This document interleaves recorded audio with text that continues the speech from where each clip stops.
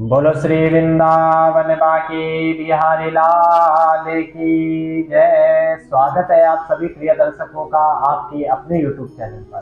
तो दर्शकों, इस वीडियो के दौरान मैं आप सभी को श्रीमद् भागवत महापुराण जो शब्द है इसके अर्थ के बारे में बताऊंगा। यानी श्रीमद् भागवत महापुराण का आखिर मतलब क्या है, ये जो श्री है इसका अर्थ क्या है, मद है इसका अर्थ क्या है और भागवत है इसका अर्थ क्या है। तो आप सभी प्रिय दर्शक इस वीडियो में अंत तक बने रहें और श्रीमद् भागवत महापुराण के अर्थ के बारे में अवश्य जानकारी प्राप्त करें। तो आइए वीडियो को प्रारंभ करते हैं। तो सबसे पहले जान लेते हैं ये श्रीमद् भागवत महापुराण क्या है। तो श्रीमद् भागवत महापुराण पुराणों में सम्राट है और इस पुराण सम्राट में 12 स्कंद, 335 अध्याय और 18,000 श्लोक हैं। और भागवत के एक एक स्कंद भगवान के एक एक अंग कहे गए हैं। पद्म पुराण में लिखा गया है पादो यदीयो प्रथम द्वितीयो कि पहला और दूसरा स्कंद भगवान के चरण है। तृतीय तूर्यो कथितो या ओरु कि तीसरा और चौथा स्कंद जो है वो भगवान की उरु है। और नाभिस्तदा पंचम एव षष्ठो और पांचवा और छठा स्कंद भगवान की नाभि है। और भुजांतरम दौर्य गलम तथान्यो दोनों भुजाएं भगवान की सप्तम और अष्टम स्कंद है। और कंठस्तु राजन नवमो यदीयो कि कंठ नवम स्कंद है। और मुखार बिंदम दशमम प्रफुल्लम मुखार बिंद जो है वो दशम स्कंद है। और एकादशेयस्य ललाट पट्टम और एकादश स्कंद भगवान का ललाट पट्ट कहा गया है। और सिरोपे द्वादश एव भाति और सिर जो है वो भगवान का द्वादश स्कंद है। इस प्रकार से भागवत के एक एक स्कंद भगवान के एक एक अंग कहे गए हैं। और अब बात करते हैं भागवत का श्री शब्द है इसका अर्थ क्या है।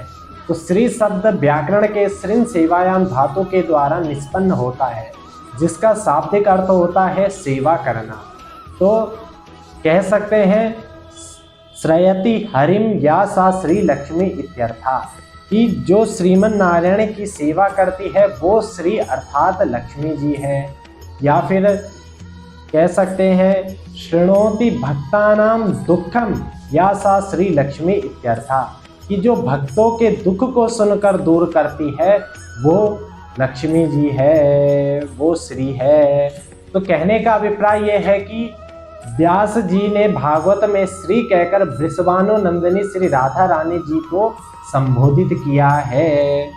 अब मद शब्द जो श्री और भागवत के बीच में जो मद शब्द है इसका अर्थ क्या है।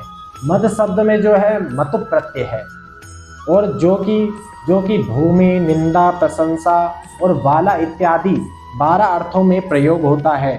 श्लोक आता है भूमि निंदा प्रशंसांसु नित्या योगे तिसायने संसर्गे स्ति विवीक्षायाम भवन्ति मतुवादया। तो श्रीमद् भागवत में मतु प्रत्यय का प्रयोग वाला अर्थ में किया गया है यानी राधा वाली भागवत। कहने का अभिप्राय है कि श्री का अर्थ हो गया राधा और मद का अर्थ हो गया वाली। और अब जो है भागवत का अर्थ समझते हैं। तो भागवत अर्थ भागवत शब्द जो है भज सेवायाम धातु के द्वारा निष्पन्न होता है। भज सेवायाम धातु के द्वारा मतु प्रत्यय से निष्पन्न होता है जिसका अर्थ है ऐश्वर्य वाला, जिसका अर्थ है ऐश्वर्य वाला।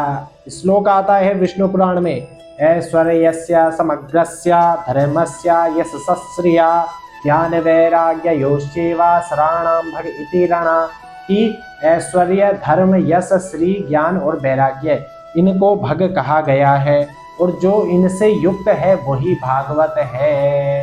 या फिर कह सकते हैं भगवत्या इदम भागवतम कि जिसके प्रत्येक श्लोक में राधा रानी जी विराजमान है वही भागवत है। या फिर कह सकते हैं भान्ति सर्वेषु लोकेषु गीयते नारदादिवि वर्तन्ते सर्वशास्त्रेषु तस्माद् भागवत विदु कि जो अपने प्रकाश से पूर्ण लोकों में प्रकाशित है, नारद, सनत कुमार इत्यादि जिसकी महिमा का गान करते हैं, संपूर्ण शास्त्र जिसकी महिमा का बखान करते हैं वही भागवत है। या फिर भा शब्द जो है वो भक्ति का वाचक है, ज्ञान का वाचक है, वा वैराग्य का वाचक है, और ता यानी तुरंत, कि जो भक्ति ज्ञान और वैराग्य को तुरंत दिला दे वही भागवत है।